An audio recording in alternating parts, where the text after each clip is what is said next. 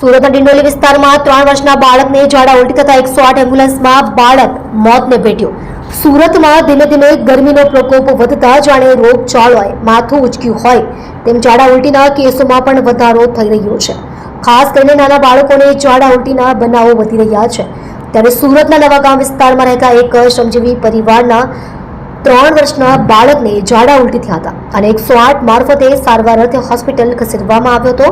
ત્યારે રસ્તામાં જ અવસાન થયું હતું। જોકે પરિવારનું કહેવું છે કે અચાનક ઝાડા ઉલટી થતા મોત થયું છે। હાલ તપાસ શરૂ છે। તમે જોઈ રહ્યા છો SD ન્યૂઝ ચેનલ ફૈઝલ શેખની સાથે। आपका नाम? देवानंद कुमार। कहाँ पे रहना है आपको? क्या? कहाँ रहने की? और नवा गाँव। क्या घटना हुई थी? और बच्चा का उल्टी हुआ था, पैखाना हुआ था, वो एम्बुलेंस में लेते लेते गति फिर हुई। क्या हुआ?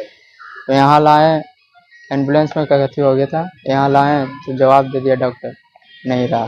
डॉक्टर क्या बोले? डॉक्टर से पूछा क्या हुआ तो बोले कि लाइटिंग हुआ, उल्टी हुआ। क्या लगता है झाड़ा उल्टी के कारण होती है? हाँ, क्या उम्र तो बच्चे के नाम क्या था? 3 साल उम्र था, शिवम नाम था। मूल कहाँ के रहने वाले? क्या? मूल कहाँ के रहने वाले? वो बिहार का, और यहाँ क्या काम करते? और लेबर का काम करते हैं।